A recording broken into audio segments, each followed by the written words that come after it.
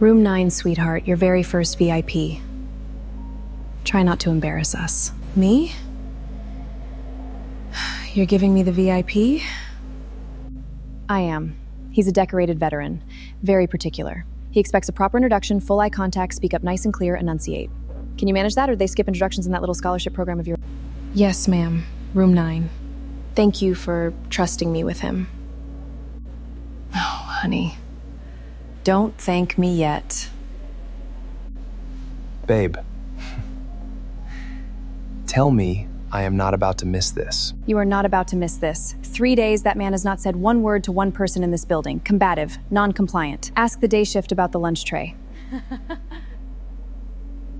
$5 says she cries.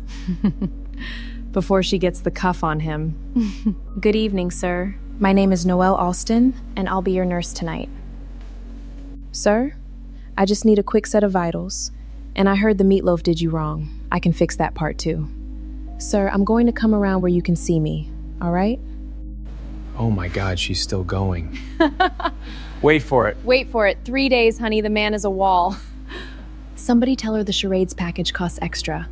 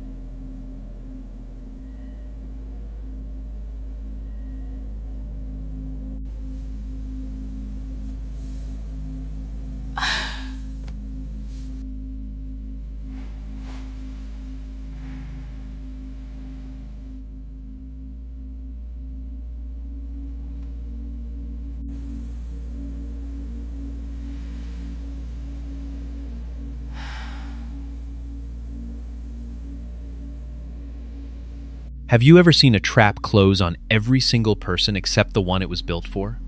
Because the silent man in room 9 is the most decorated Navy SEAL this hospital will ever hold.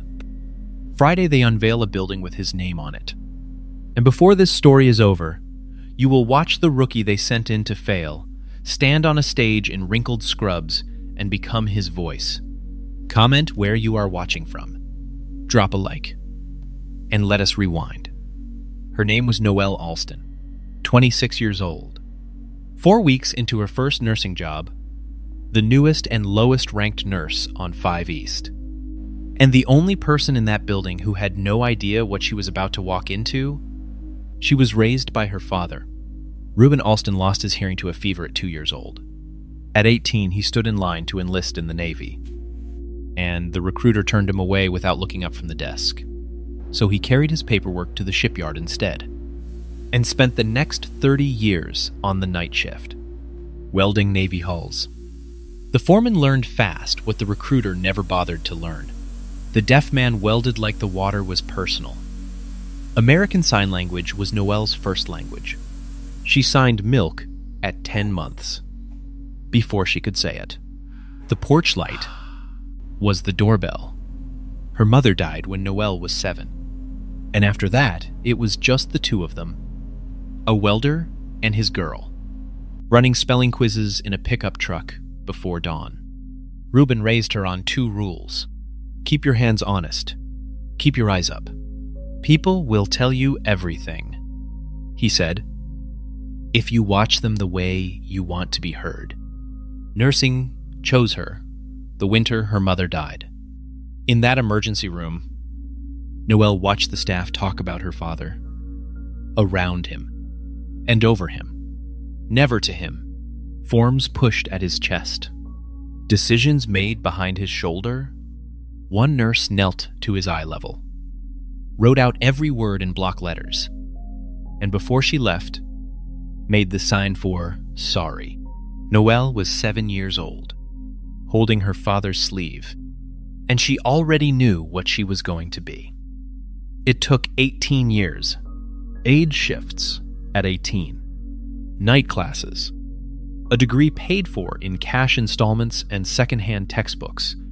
When the badge finally came, Ruben photographed it like a birth certificate and signed proud so big he needed both arms and the kitchen.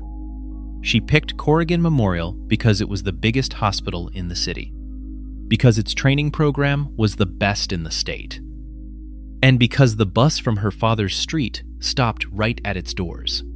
In her first month, she never once clocked out on time, and never once complained. 4 weeks in, 5 East gave her its own welcome. The floor belonged to Skylar Pruitt, the way a stage belongs to whoever grabs the microphone. Her charting was flawless. Her ponytail was flawless. Her smile for doctors and board members was flawless. And her cruelty never left fingerprints. It came dressed as feedback, as jokes, as nicknames that stuck. Within a week, the unit knew Noelle as the program hire. The girl in the clearance rack scrubs. Sweetheart. Honey. The help. The worst assignments found her, the way water finds low ground. When she did them without complaint, that became the joke too. Besides Skylar. Always half a step behind her perfume floated Dr. Shane Pembroke. Engagement ring on Skylar's finger. Dimples on demand. A trauma fellowship application pending that he mentioned the way other men breathe. And behind them, Kelsey and Jenna. The court.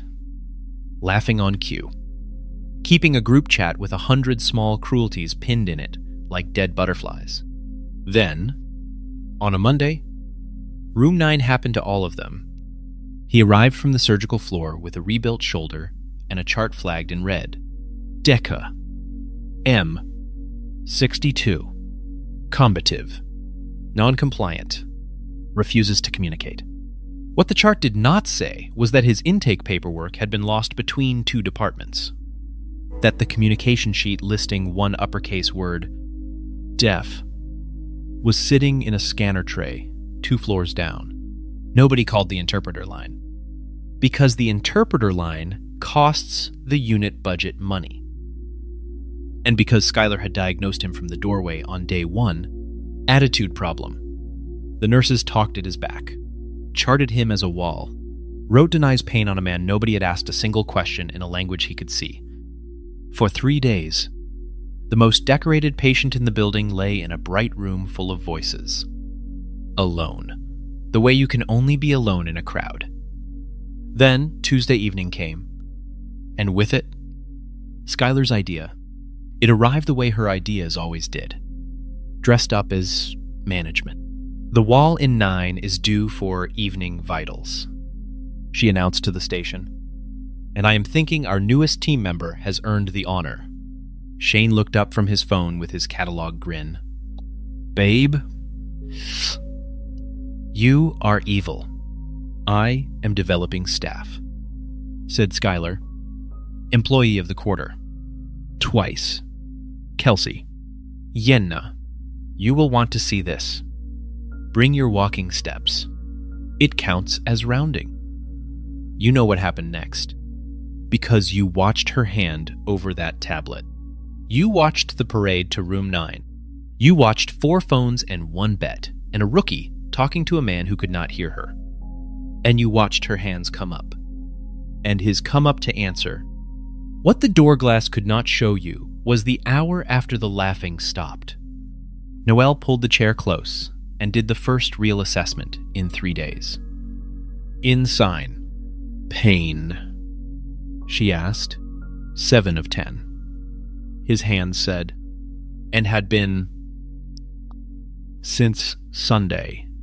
She stood there holding that number while 3 days of denies pain scrolled through her mind, and her jaw set in a way that would have been very familiar to a welder on the night shift. She fixed the chart. She flagged the resident on call. She reordered a hot tray and stood guard until it arrived. Then she erased the dusty whiteboard wrote Noel in letters you could read from the parking lot. And under it, E. Sign. The man in the bed looked at that board for a long moment. Then he looked at her, and something behind his eyes came off its knees. His good hand rose. "Where did this hospital find you?" he asked. She thought about it, and gave him the plain truth. "It didn't." She signed. "My father built me first." Out at the station, the audience had gone quiet in a new way. Kelsey kept replaying the clip with the sound off, which was the only way anyone on 5 East could understand it. And Skylar Pruitt stood at the counter with her flawless smile finally at rest, watching the rookie through the glass, doing a very different kind of math.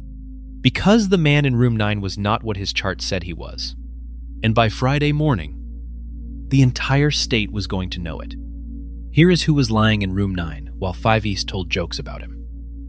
Moses Decker gave the Navy 35 years, and the Navy gave him back a chest of ribbons and a file of places he is still not allowed to name. He went in at 19, a longshoreman's son with quick eyes, and came up through the teams the hard way, through water and altitude and doors that had to be opened at 3 in the morning. By the end, they pinned stars on him. Rear Admiral Moses Decker. One of the few men in the history of the teams to start with a mop in his hand at boot camp and finish with a flag on his desk. The hearing went the way it goes for men who spend 3 decades next to breaching charges. A little after every deployment. A lot after the last one. An ambush and a roadside bomb that put 3 of his boys in the ground and a ringing in his skull that never left. By 56, the ringing won. The silence that followed was total. It was his wife who refused to let the silence become a wall. Odette Decker, a schoolteacher with a spine of shipyard steel, drove them both to a community center classroom and put his big scarred hands on the table like homework. "If you think going deaf gets you out of arguing with me, Moses, you have another thing coming." She signed, badly, grinning. "We will learn to argue brand new." They had 38 years. Cancer took her 2 of them ago. The foundation that carries both their names took everything he had left to give. And last spring, it gave $40 million to Corrigan Memorial to build a veterans pavilion. Therapy wings. Hearing clinics. The works. With one condition. The lawyers found strange. The donor wanted no announcement until the dedication. And one condition Commander Wicks did not find strange at all. Because Wicks had carried this man's coffee through 2 wars, the Admiral scheduled his own shoulder surgery at Corrigan. Under Decker. M. Ordinary patient. No flags. 3 weeks before the ribbon cutting. "Before my name goes on that wall," he told Wicks, "I want to know exactly what a veteran with no name gets inside it." For 3 days, he got his answer. On the 4th day, the answer changed her name to Noel. Wednesday, 7 in the morning. Handoff at the station. Somebody had taped a printout of a mime to the assignment board with Alston written under it. Noel looked at it, took it down, folded it into her pocket like a receipt, and went to work. She walked into room 9, signing good morning before the door finished opening. And the man in the bed was already smiling, which, the night aide swore, had never once happened on this earth. Physical therapy came at 9. For 3 days, those sessions had been a silent wrestling match. A therapist moving an arm that fought back on instinct. Because nobody could tell a wounded special operator what was about to be done to his rebuilt shoulder before hands were suddenly on it. Noel stood where he could see her and translated every step before it happened. Lift. Hold. This will burn. 10 seconds. I will count them down on my fingers. The session ran 20 minutes past schedule because nobody wanted to stop. The therapist walked out, staring at her clipboard like it had lied to her. "What did you do?" she asked. Noel shrugged. "Laven." The new antibiotic came up from pharmacy, and Noelle did what she had done with every medication. Spelled it out on her fingers with the bag held where he could read the label. The Admiral's good hand came up fast. Stop. Zulfa. His hands cut the air with it twice. Hives. Airway. A corpsman in a jungle 40 years ago who wrote it on his helmet in grease pencil, so no one would forget. Noelle hung the bag back on the pole, untouched, and had pharmacy on the phone in under a minute. The allergy was on no chart in that building.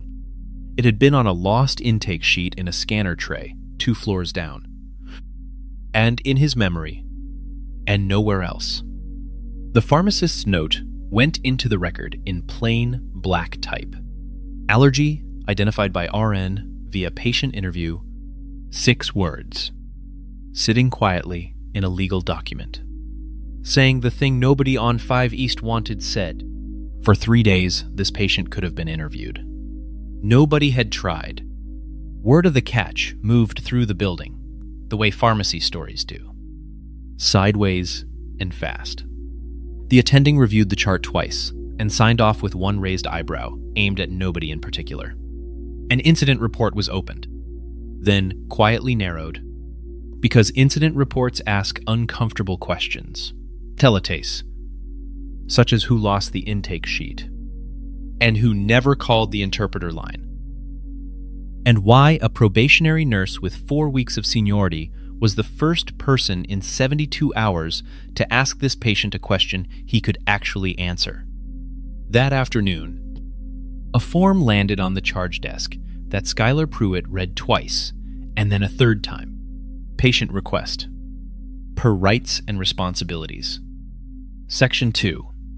Requested primary nurse. N. Alston.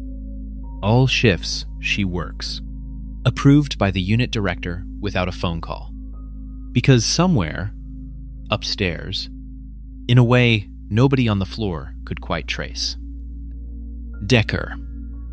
M. Had been flagged board interest. Handle with care. Skylar set the form down flat and smoothed it once. The way you smooth something before you decide to hate it. Since when do patients get to draft their own staff?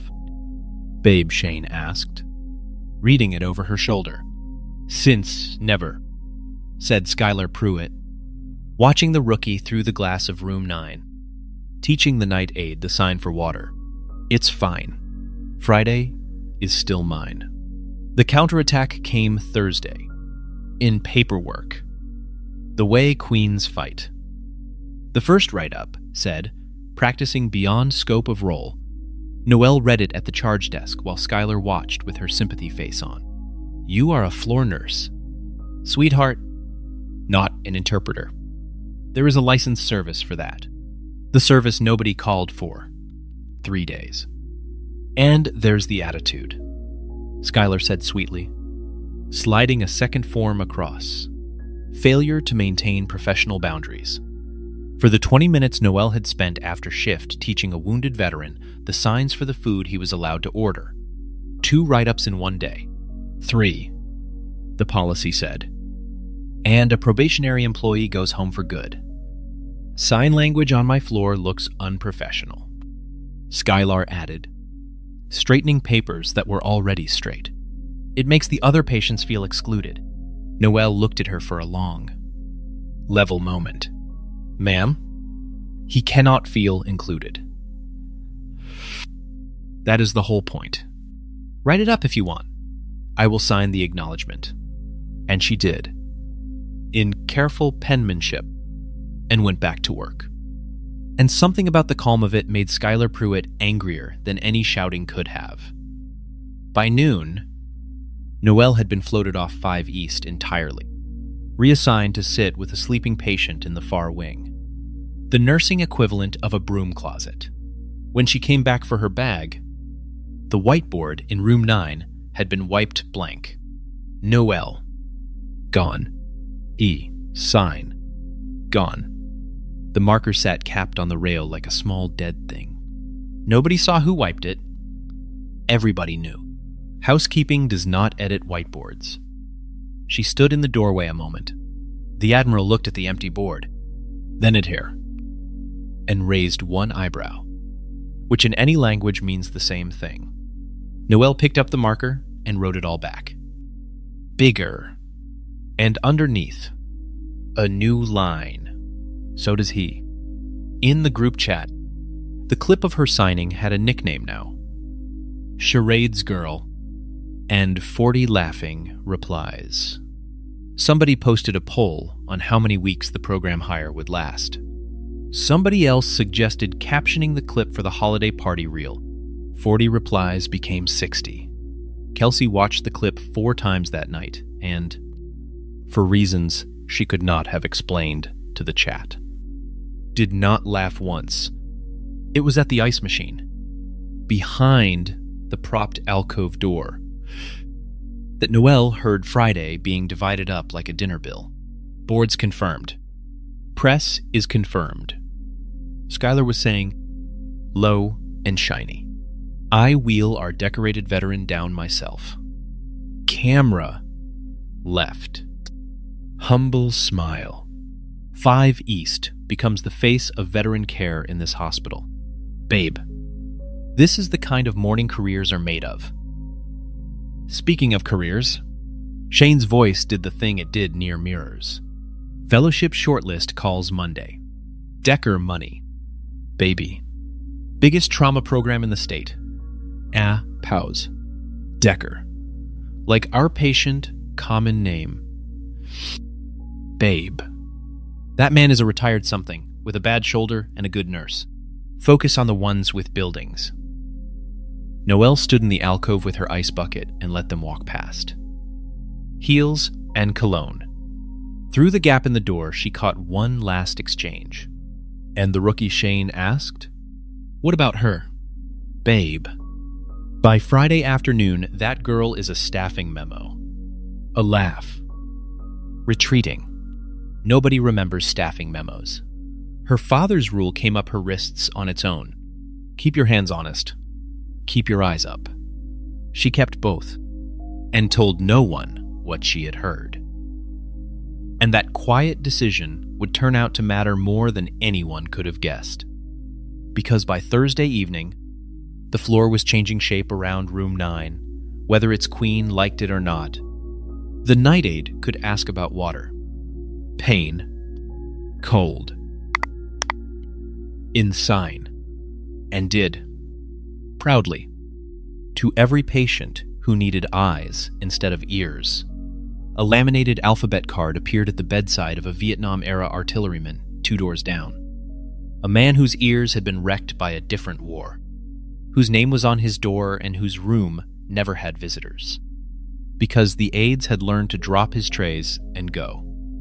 Noelle taped the card to his overbed table on her lunch break and showed him 5 letters.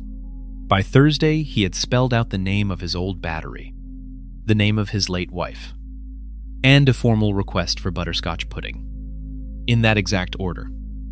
And his daughter stood in the hallway with her hand over her mouth, watching her father introduce himself, letter by letter, to an aide young enough to be his granddaughter. The resident on call had started writing his plans on whiteboards, first and talking second. Nobody ordered any of it. Kindness, it turns out, is a language the staff picks up by immersion. And the shoulder in room 9 was healing at a pace that made the surgeon squint. Range, numbers, climbing. Therapy sessions running long, because patient and therapist kept talking. The discharge planner offered him Thursday release. The Admiral declined. Politely. In writing. I will leave Friday, after the ceremony downstairs. I hear it will be educational. At 6. A man in service dress walked onto 5 East with a garment bag over his arm, and conversations died in a wave behind him. At Corrigan, uniforms mean something specific. Volunteers wear polo shirts. Honor guards come for funerals. Nobody on the floor could file a commander with a garment bag. Moving like a man, reporting for duty. And so the floor did what floors do with what they cannot file. It stared. Then it texted, Commander Wicks, 40. Pressed sharp enough to cut bread. Stopped at the door of room 9. Came to attention. And saluted a patient in a cotton gown. Then his hands moved. Slow. Careful. Learned late and learned for love. Sir, your uniform. As requested. The whole station stared. Skylar Pruitt materialized beside the commander with her camera smile at full wattage and spoke to the bed loudly. Roundly. One syllable at a time. The way you talk to a wall, you have decided, is slow. We are so honored to have you. The Admiral watched her perform sound at a deaf man, and his face did not move at all. She read the stillness as shyness. She patted his good shoulder twice. Proprietary. The way you pat luggage you intend to carry onto a stage. And told Kelsey to have maintenance shine the east elevator. Because we are going to be on camera Friday. People. On his way out, Commander Wicks stopped at the desk where Noel was charting. He read the whiteboard through the glass. Noel. E, sign. So does he. And something in his pressed jacket loosened by a millimeter. He has not talked this much in 2 years. Nurse Alston. Wicks said quietly, whatever it is you are doing, do not stop doing it. He was gone before she could answer, which is how she learned that in the Navy. Thank you. Frequently arrives at a walk and does not wait for a reply. Tomorrow. The hospital would hang a hero's name over its doors. Tonight. The hero had one more question to ask. The floor went quiet after 10. The way hospital floors do. Monitors, breathing, lights at half. Noelle came in on her last round and found the Admiral sitting up. Good hand restless. In the mood men get when a big day is close, and sleep knows better than to argue. You want to know something funny? His hand said, I have been fluent in hands longer than you have been alive. In the teams, we talked with them every working night of my life. We just kept the vocabulary short. Stop. Go. Down. Danger. Home. He smiled. Your language just has more words for dinner. She laughed, and he watched her laugh. And then he asked the question. Older deaf men always ask, what is your name sign? She showed him. The letter N. Tapped twice over the heart. Who gave it to you? Name signs are gifts. They are not taken. And he knew it. My father. She signed. And then, because it was late. And because he asked the way a man asks who actually wants the answer, she gave him all of it. Deaf at 2. The recruiter who never looked up. The shipyard. 30 years of night shift, welds on Navy hulls. 30 years of sparks coming down like orange snow. A man who built the ships that would not have him. The Admiral's hands had gone completely still. Which yard? He asked. She told him. For a long moment, Rear Admiral Moses Decker looked at a place 20 years away. Then his hands came up, slower than she had ever seen them move. Young lady, I have ridden your father's work into places I cannot name, in weather that was trying to kill us. And it held. Every time. It held. He let that sit. Your father kept more sailors alive than most admirals I have met. Including this one. He asked the welder's name. And she spelled it E-I-U-B-E-N. The Admiral pressed each letter into his own palm as she gave it. Slowly. Like a man filing something under permanent. Then he opened his palm and finally showed her what had been sitting under it since Tuesday night. A challenge coin. Navy trident on one face. the metal worn smooth as river stone. My Master Chief put this in my hand the day the doctors made the silence official. He signed. In the Teams. You never explain a coin. You just put it where it needs to be. It talks when the mouth cannot. He turned it over once in his fingers. And 30 years of pockets had worn the trident soft as a thumbprint. She reached to admire it. He closed his hand. Easy. Amused. Not yet. This one has one more job to do. Then, casual as weather. The question, Friday morning. Is your father free? She blinked. Why? Ask him to come. The Admiral signed. Tell him to dress warm. The atrium runs cold. And tell him a sailor wants to shake the hand that held the water out. She stood there with her rounds unfinished and her eyes stinging, and decided not to ask what he was planning, which was the second quiet decision of hers that week that would turn out to matter. 3 a.m. is its own country. In a hospital. Somewhere down the hall, an IV pump complained softly. Noelle should have been charting. Instead, she sat where he could see her. And the Admiral told her, in long, slow hands, about the ambush, the road, the flash he felt in his teeth, 3 of his boys who came home under flags, and the ringing that moved into his skull that day, like a tenant who never left. He told her about the audiologist's booth. Years later, the last appointment, the graph with no line left on it. How? He walked out into a parking lot full of engines he could not hear and sat in his truck for 1 full hour. A man who had never once been afraid of the dark, learning to be afraid of the quiet. How the ringing faded year by year and took everything else with it. Birdsong first, then rain, then Odette's voice, which he still heard anyway. He said, the way you feel. A room is warm. And the year after she died, he signed, slower, when the silence grew teeth. When a man who had survived everything the ocean and 4 continents could throw at him sat in a big empty house losing to a quiet room, it was her handwriting that saved him. A note she had left in her recipe box. Feed the living. Moses, it is the only argument I have ever won with you. He looked at the ceiling a while. My wife used to say sound is just the delivery truck. The cargo is being seen. This building is full of sound. Noelle, you are the first person in it who saw me. She wrote that one down later. Word for word.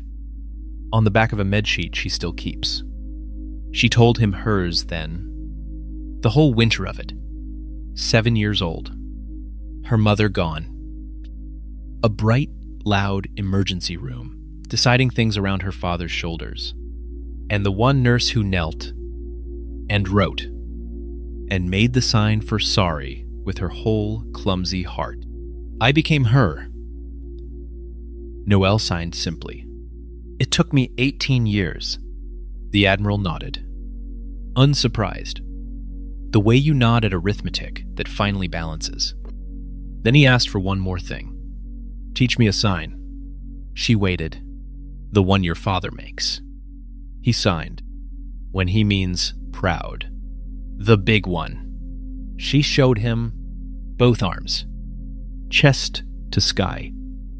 The one that needs the whole kitchen. He practiced it twice with a surgical sling on. Grimacing. Until it was right. Good. Signed Rear Admiral Moses Decker. Settling back onto his pillows like a man with a plan and a schedule. I will be needing that one on Friday. Friday arrived wearing dress uniform. By 6 a.m, the atrium of Corrigan Memorial had stopped being a lobby. Flags on standards. Rows of gold chairs. A press riser. A podium. An honor guard running their steps by the coffee kiosk. And above the new east entrance, a long shape under blue cloth. waiting to become a name. Board members drifted in smelling of good soap. Somewhere a string quartet tuned. Skylar Pruitt had been on the floor since 5:30. Blazer pressed. Blowout fresh. Standing where the cameras would naturally land. Shane worked the coffee urn in his lucky tie. Shaking hands. Saying trauma outcomes to anyone with a lanyard. At 6:40, Skylar made her move. The third write-up hit the file-stamped patient safety. A phrase that can mean anything. Which is why she chose it. Unauthorized clinical communication. Patient agitation. Probationary review required. 3 strikes. Same week. By 6:50. A security escort was standing at the medication cart while Noelle's badge flashed invalid at the elevator reader. And the whole floor watched the rookie, walked off 5 East in the middle of her morning pass. Nothing personal. Sweetheart, Skylar said, holding the elevator door with one manicured hand. 3 documented incidents. Policy is policy. Her eyes dropped to the badge. Leave that with me. We can't have staffing confusion on a day with cameras. The basement office they parked her in had no window and a motivational poster about teamwork. A tired man from Human Resources kept frowning at the file like it was written in a language he did not trust. Which it was. Noelle sat with her empty badge clip and did the math she had been refusing to do all week. First job. Probation. 3 strikes. And somewhere across town, right now, a welder in his good coat was boarding the crosstown bus. Because his daughter had asked him to come and see her hospital. Her hands lay in her lap. Very still. The way her father's went still when the world called him broken. Keep your hands honest. She thought, keep your eyes up. She kept her eyes up. It took everything she had. Upstairs. Skylar Pruitt rolled an empty wheelchair to room 9 to collect her Friday. And found the bed made.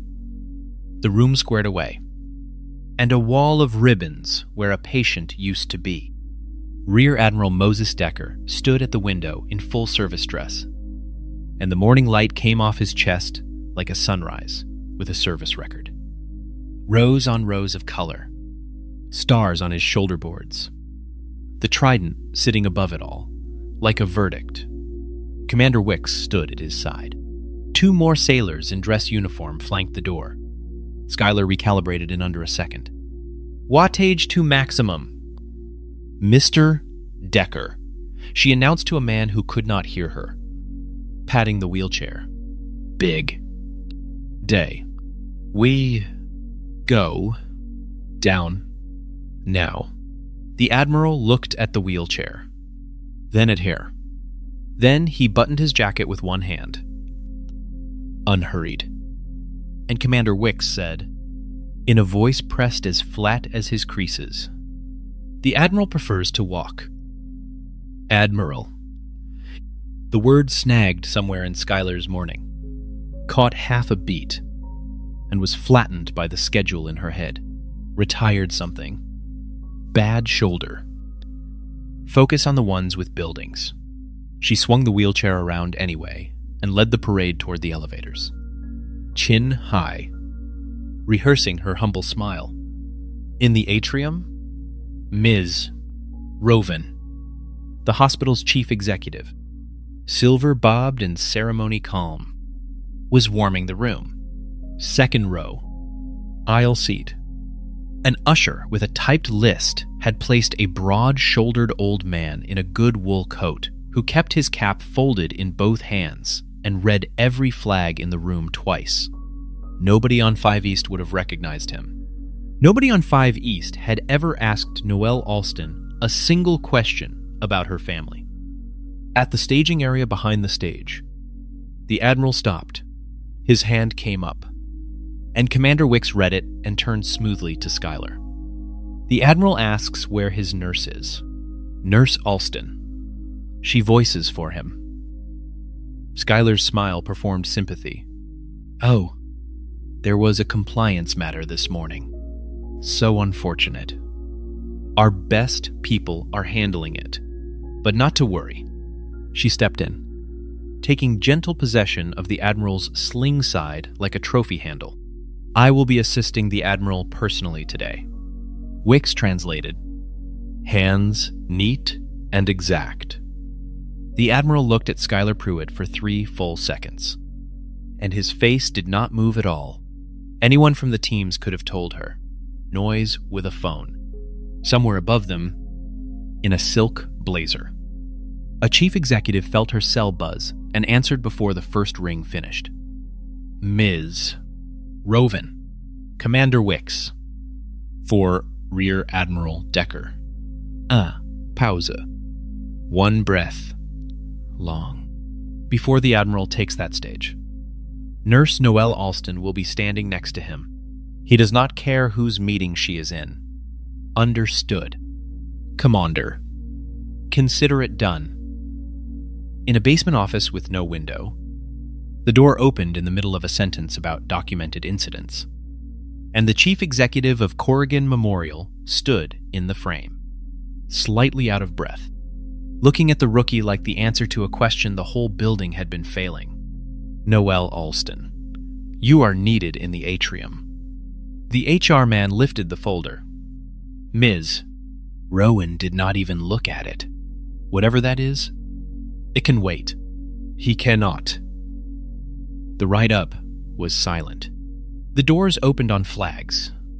Anne Noelle Alston, 26. In yesterday's scrubs with a badge that no longer worked. Walked a corridor of dress uniforms that came to attention as she passed. Escorted by the chief executive, the way visiting dignitaries are escorted. Through a crowd that parted and whispered and lifted phones. Past a stage where a woman in a pressed blazer stood frozen beside an empty wheelchair.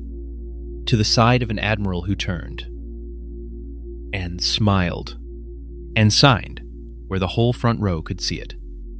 There you are. They can start now. Ms. Rowan took the podium. Ladies and gentlemen, to dedicate the Odette and Moses Decker Veterans Pavilion, please rise for its namesake. Rear Admiral Moses Decker, United States Navy SEAL Teams. Retired. The room stood. The honor guard snapped. The blue cloth over the east entrance shivered in the air conditioning like it knew.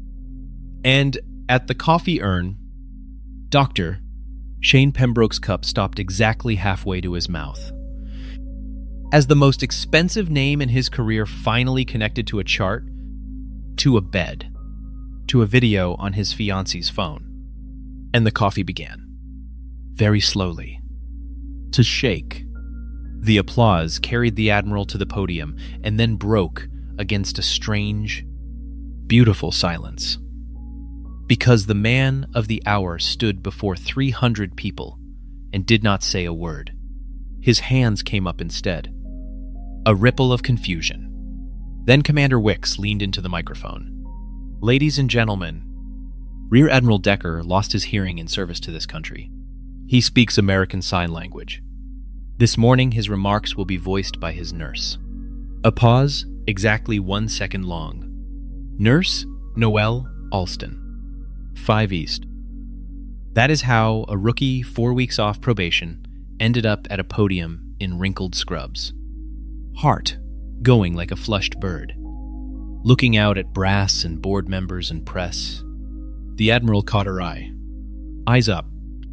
His hand said, gently. Then she found the second row. And a welder in his good wool coat with his cap in his hands found her back. And her heart settled into its work. The Admiral began to sign. Noelle began to speak. And for the next 6 minutes, one voice came out of 2 people. Good morning. Be patient with my interpreter. She is the best this building has. But I talk with an accent. Laughter. Warm and startled. Hands moving. Voice following. 2 beats behind. Like song and echo. 35 years ago, I promised my wife 2 things. That I would come home.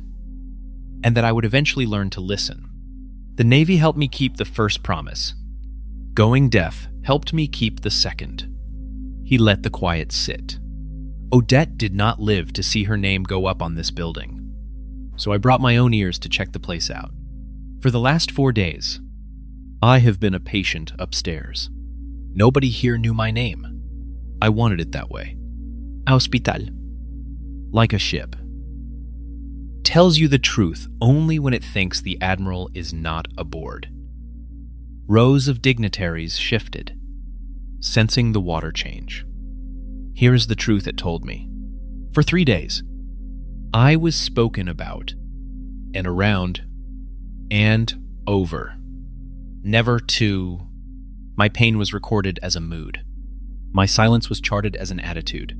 The room service, I want to be fair, is excellent. Laughter. Uncertain. With teeth in it somewhere. And on the 3rd night, this hospital sent a rookie nurse into my room as a joke. The people who sent her are in this room. They filmed it.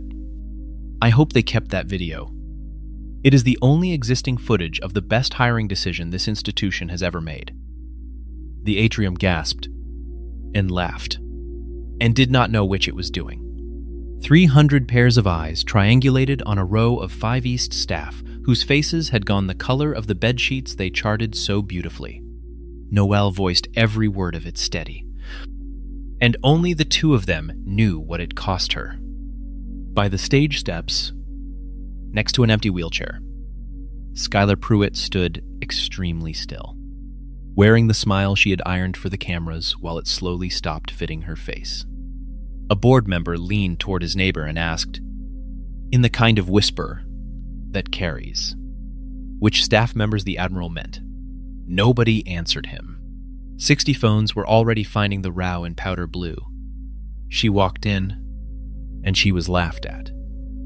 And she raised her hands anyway. And for the first time in 3 days, in this whole building of voices, somebody finally said something to me. The Admiral's hands slowed. People ask what courage looks like in my line of work. I have jumped at night into water I could not see. It looks like her. Then he turned slightly, away from the stage, toward the 2nd row. But she did not teach herself my language. Somebody built her, the same way somebody built the boats that brought my boys home. Noelle's voice carried the words out over the crowd before her mind caught up with where they were going. And then her breath snagged. Live. On the microphone, there is a man in the 2nd row. At 18, he stood in line to enlist. And a recruiter would not look up at a deaf kid with his paperwork squared. So he went to the shipyard instead. For 30 years, on the night shift, he welded the hulls of the United States Navy. Her voice broke on welded. The whole atrium heard it. Nobody minded. Some sentences are supposed to arrive broken. I have ridden that man's work into places I cannot name, through weather that wanted us dead. It held. Every time. It held. The Admiral straightened. Mr. Reuben Alston, stand up. Sir. An old welder rose slowly out of the 2nd row with his cap crushed in both hands, looking around like a man checking the fire exits. And 300 people stood up around him and came apart. Commander Wicks said, quietly, hand salute, and a line of dress uniforms went rigid. And Rear Admiral Moses Decker, United States Navy, raised his good hand to his brow for a deaf welder the Navy had once refused to see. Then the Admiral's arms opened wide, sling and all, chest to sky. The big one. The one that needs the whole kitchen. And he signed proud at Reuben Alston in front of every flag in the room. Exactly the way he had practiced it at 3 a.m. And Reuben. Tears shining in the atrium light. Signed it back. Even bigger. Somewhere in the standing crowd, the usher with the typed list wiped his eyes with his clipboard. The press riser had stopped taking notes. Cameras do not need notes for a thing like that. On the stage, the voice of the ceremony had both hands over her mouth, so Commander Wicks stepped to the microphone for the last of it. Because the Admiral was now signing directly to her. Nurse Alston, front and center. She came. On legs she could not feel. He took her right hand in his good one, pressed something small and heavy into the palm, and folded her fingers shut over it, holding on the way you hold a line in weather, the worn coin, the trident smoothed by 30 years of pockets. In the teams, Wicks voiced, "A coin talks when the mouth cannot." This one has been trying to say thank you since Tuesday. The cloth came down off the east entrance then, and the letters stood in steel, a story tall. The Odette and Moses Decker Veterans Pavilion. And beneath them, smaller, cut to last a century. The line the Admiral had dictated to the stonecutters himself. Every veteran seen, every veteran heard. The applause was the kind with weeping in it. It went on a long time. The Admiral led it, standing easy, a man with one item left on his schedule. Then his hands came up once more, unhurried, and Noelle, wiping her face with her wrist, voiced the gentlest closing remarks in the history of hospital ceremonies. Thank you all for coming. Enjoy the pastries. Executive leadership. My office. Monday, 8 sharp. Pause. 1 second. The last calm water. Bring the video. Monday, 8 sharp. They brought the video. It played once. In a 40th floor quiet. Sound all the way up. For a room containing the chief executive, the chief nursing officer, 2 lawyers, and an admiral with reading glasses and all the time in the world. The recording had captions nobody intended. Wait for it. Wait for it. $5, says she cries. Somebody tell her the charades package costs extra. When it ended, nobody at the table would look at anybody else. Except the Admiral, who looked at everyone. The file unraveled fast after that. 3 days of Denai's pain. Charted on a man no one had asked. Sitting next to a pharmacy note that proved asking was possible. A third write-up describing patient distress on a morning the patient had submitted his own statement. On video. In crisp, furious sign. Calling the report. Through Commander Wicks' translation. Fiction. And unworthy fiction at that. And then Kelsey. 24. Hands shaking.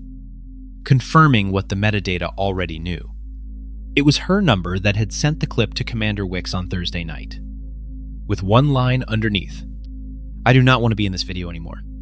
Skylar Pruitt was terminated for cause before 9. Falsified documentation. Retaliatory reporting. Patient dignity violations. The whole braid. And her license file went to the state board with attachments. She crossed the lobby one last time under the new steel letters. Past a line of staff who did not jeer, because Noelle had asked them not to. And somehow, that was worse. Her badge flashed invalid at the door she had run for 6 years. Shane went next. And went badly. The assignment was entirely Skylar's idea. He explained. He had flagged concerns. Verbally. Contemporaneously. The group chat was consulted. It contained his concerns. Time-stamped. $5, says she cries. The Decker Foundation's letter arrived that afternoon. 1 paragraph. Thanking him for his interest in the fellowship. The engagement ended in the HR suite. Quietly. A ring left sitting on the table between 2 people who suddenly had no address to send it to. Jenna took a final warning to night shift and kept it. Kelsey served her suspension, and on the first Tuesday after it, walked into the new bedside signing class and sat in the front row, which is where redemption usually sits. The class existed because the pavilion opened with rules the old floor never had. A video interpreter cart at every station, funded by a gift everyone could name and nobody had to. 20 bedside signs in every new hire's orientation. Water. Pain. Cold. Afraid. Thank you. Taught on Tuesdays by Nurse Noelle Alston, Patient Communication Liaison for the Decker Pavilion, and by a retired welder who works for coffee and lemon pound cake and teaches proud to anyone who lingers. The Foundation's first scholarship in her name is putting her through nurse practitioner school. Her new badge works on every door in the building. And outside room 9, screwed into the wall at eye level, there is a small brass plate the maintenance men polish without being asked. Speak to me. Not about me. Staff touch it on the way in, like a doorframe blessing. 1 year on, the pavilion threw its first birthday party, and the front rows belong to patients and their families. By standing order of a man who knows what front rows are for, the Admiral still comes back on first Mondays. Officially for his shoulder. Actually for the bench outside the east doors, where 2 old men sit in the sun and argue about fishing in enormous flying hands, laughing with their whole shoulders. A welder and a seal, fluent in everything that matters. Noelle brings them coffee and knows better than to interrupt. She still carries the coin on her badge reel. Ask her about it on a slow shift and she will tell you what Odette Decker always said. The line her husband had cut into a wall, a story tall. Sound is just the delivery truck. A voice is somebody choosing to listen. Real talk. This one got me. They handed that woman a room as a punchline, and she walked out of it holding a war hero's voice. The whiteboard, the coin, Reuben getting his salute 40 years late. I was not okay. And the wildest part? Kindness was free the whole time. The interpreter line was right there. Somebody just had to care enough to dial. Be the person who dials. Tell me where you are watching from. Share this with somebody who works the shifts nobody claps for. And subscribe, because stories where the quiet ones finally get heard are exactly what I bring here every single week.